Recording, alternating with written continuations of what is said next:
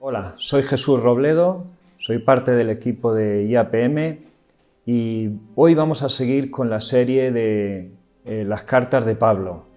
Estamos hablando de la primera carta de Pablo a los tesalonicenses y hoy concretamente estaremos hablando del capítulo 4.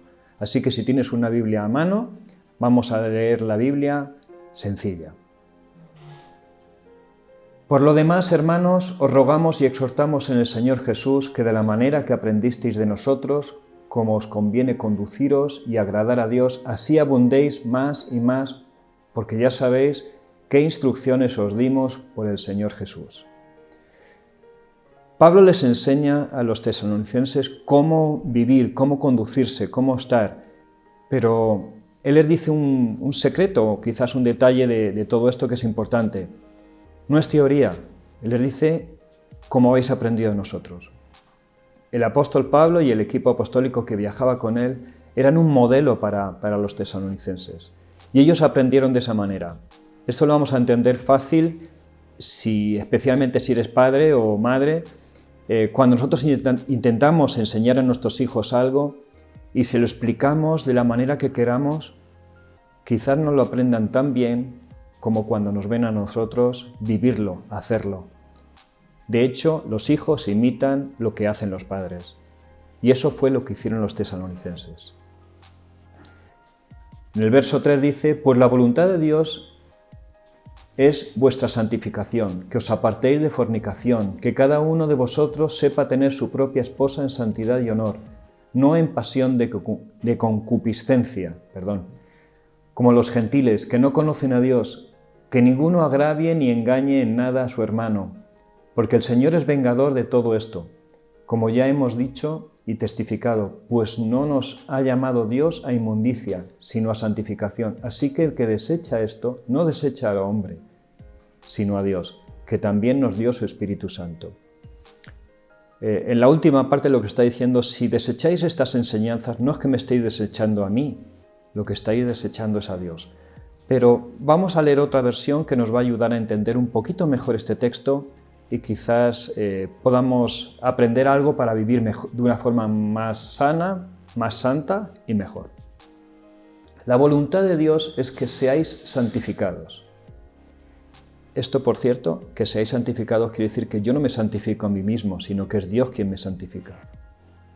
Que os apartéis de la inmoralidad sexual, que cada uno aprenda a controlar su propio cuerpo de una manera santa, honrosa, sin dejaros llevar por los malos deseos como hacen los paganos, que no conocen a Dios, y que nadie perjudique a su hermano ni se aproveche de él en este asunto. El Señor castiga todo esto, como ya os hemos dicho y advertido.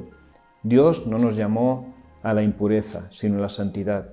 Por tanto, el que rechaza estas instrucciones no rechaza a un hombre, sino a Dios, quien nos da su Espíritu Santo. Veamos. Hay varias partes en estas instrucciones, varios detalles que vamos a tratar de entresacar.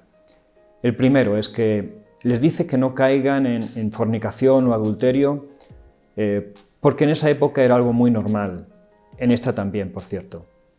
Que tratan de mantener su propio cuerpo, que lo dominen, que no se dejen llevar por sus deseos, que no cedan a malos pensamientos, a pasiones desordenadas. Pero ¿cómo nos dominamos? ¿Cómo hacemos para dominar nuestro propio cuerpo? Esto es muy complicado. Hay personas que tienen mucha fuerza de voluntad, pero aún así caen en el pecado. Ahora veremos cómo lo hacemos.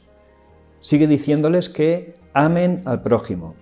Esto lo dijo Jesús también cuando él habló acerca de el resumen de la ley y los profetas, era 2 mandamientos. El amor a Dios sobre todas las cosas y al prójimo como a uno mismo. Pues es lo que está tratando de sacar el apóstol Pablo para estos discípulos. Que amen al prójimo. Y en el prójimo está su esposa, su vecino, toda la gente que hay alrededor. Que traten de no hacerle daño. Y por cierto, la fornicación, el adulterio o incluso la prostitución, todos salen dañados. Con lo cual no hay lugar a eso. Y para ello hay que tener la ayuda que nos proporciona el Espíritu Santo, que además de darnos una perspectiva diferente de la vida, nos va a dar fortaleza suficiente para no ceder a estas presiones. Vamos a verlo quizás más adelante un poquito. En el verso 9 dice: pero acerca del amor fraternal no tenéis necesidad de que os escriba, porque vosotros mismos habéis aprendido de Dios que os améis unos a otros, y también hacéis así, y con todos los hermanos que están por toda Macedonia. Pero os rogamos, hermanos, que abundéis en ello más y más. Pablo les recuerda que ellos ya saben amar. En mi caso, o quizás en el tuyo, deberíamos de aprender a amar. Pero ellos sabían amar. Lo que les está diciendo es que no se conformen al nivel que han llegado, sino que siempre hay más. Siempre nos podemos parecer más a Dios, siempre podemos conocer más a Cristo. Que no se conformen, porque conforme avanzamos en ese conocimiento de Cristo, vamos a aprender más de Él y vamos a poder vivir de una forma más cercana a Dios. Hay un texto en Romanos 12:2 que dice: no os amoldéis al mundo actual, sino sed transformados mediante la renovación de vuestra mente. Así podréis comprobar cuál es la voluntad de Dios, buena, agradable y perfecta. No nos conformemos a lo que nos marca la sociedad, no nos conformemos a lo que podemos ver en otros, por muy buenos que sean. Quizás son un modelo para seguir, pero no nos conformemos ahí, siempre en más. Acerquémonos más a Dios. Dejemos que Él provoque en nosotros un cambio de pensamiento, y ese cambio de pensamiento va a provocar un cambio de conducta y un cambio de vida. Por eso vamos a ir comprobando cada vez mejor cuál es la voluntad de Dios, por medio de la renovación de nuestra mente. Te animo a que le des la oportunidad a Dios de que cambie tu mente, cambie tu forma de pensar. Verso 11: y que procuréis tener tranquilidad y ocuparos en vuestros negocios y trabajar con vuestras manos de la manera que os hemos mandado, a fin de que os conduzcáis honradamente para con los de afuera y no tengáis necesidad de nada. Vamos a leerlo en otra versión que nos va a ayudar un poquito a entender, y ahora explicamos algo. A procurar vivir en paz con todos y a ocuparos en vuestras propias responsabilidades y a trabajar con vuestras propias manos. Así os he mandado, para que por vuestro modo de vivir os ganéis el respeto de los que no son creyentes y no tengáis que depender de nadie.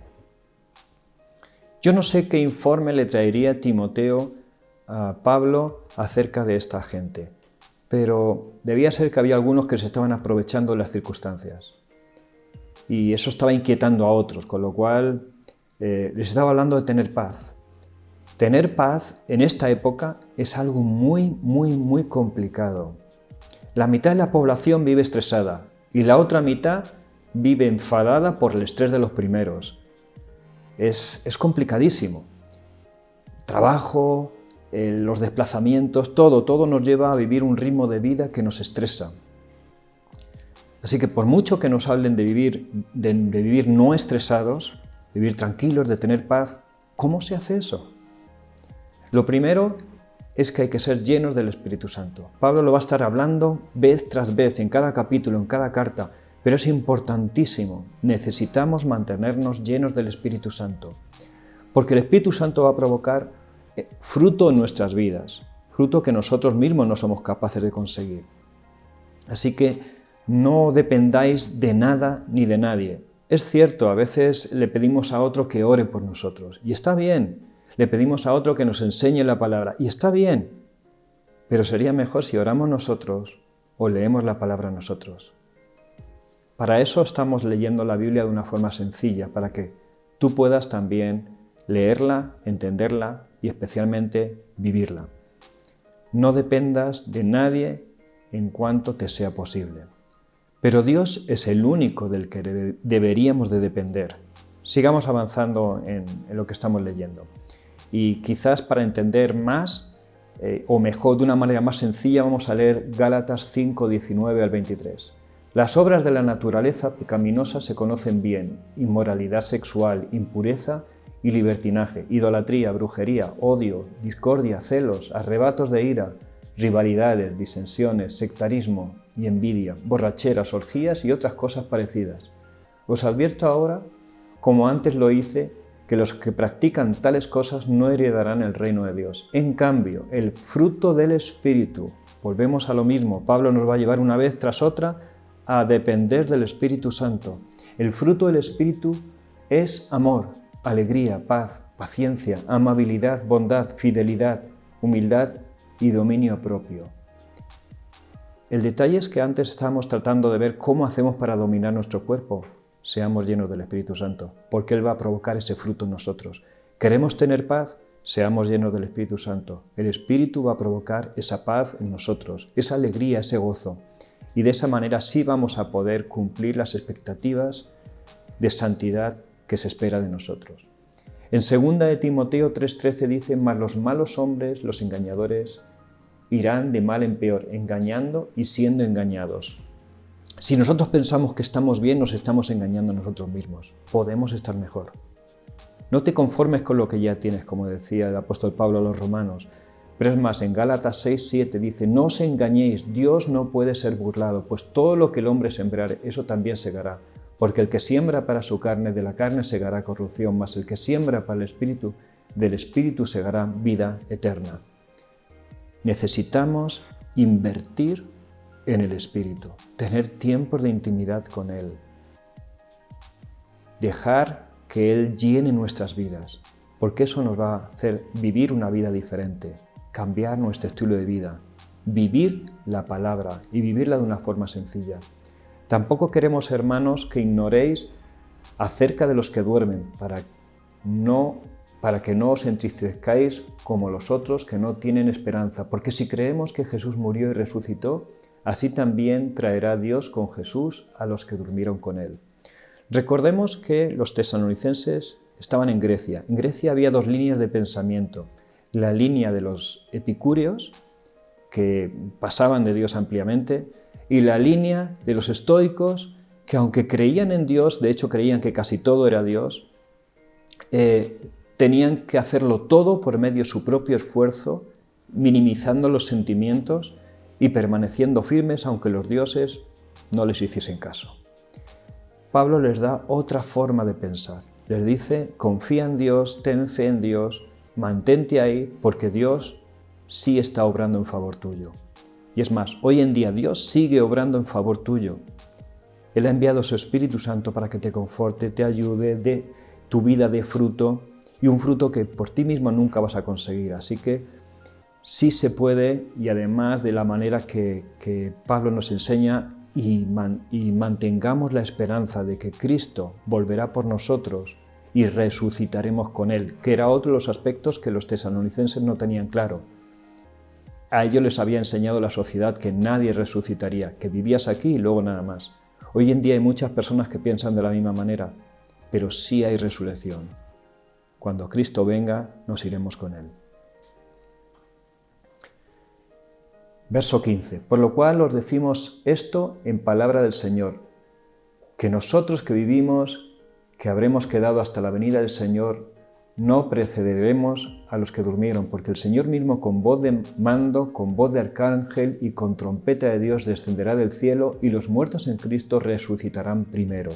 Luego nosotros los que vivimos, los que hayamos quedado, seremos arrebatados juntamente con ellos en las nubes para recibir al Señor en el aire, y así estaremos siempre con el Señor. Acerca de la resurrección, hay personas que no creen en ello, otros que sí lo creen, pero el detalle es que los que no lo creen no tienen esperanza. Se acaba la vida y no hay más. Nosotros creemos que sí hay resurrección en Cristo, con lo cual sí tenemos esperanza de vida eterna. El apóstol Pablo lo deja clarito y define incluso el orden. Podríamos explicar un poquito acerca de esto, pero lo dejaremos para más adelante. Lo más importante que quiero que te quedes con la idea es que hay esperanza, resucitaremos con Cristo, y que los muertos no simplemente están muertos y se quedarán ahí, sino que también resucitarán. En 1 Corintios 15:32 dice: si los muertos no resucitan, comamos y bebamos porque mañana moriremos. Este era un pensamiento típico de la época, pero es que hoy en día sigue siendo también sigue habiendo todavía un pensamiento parecido. Así que creamos, tengamos esperanza, mantengamos nuestra fe, seamos llenos del Espíritu Santo. Por lo tanto, alentaos los unos a los otros con estas palabras. Animémonos unos a otros y tratemos de mantener nuestra esperanza viva. Si tienes alguna pregunta, puedes contactarnos de la forma que prefieras. Te vamos a dejar toda la información en pantalla para que puedas hacerlo. Háblanos de tus impresiones, comenta qué te ha parecido, las preguntas que tengas, y en la próxima semana seguiremos leyendo la palabra de forma sencilla para poder comprenderla y vivirla. Hasta la próxima.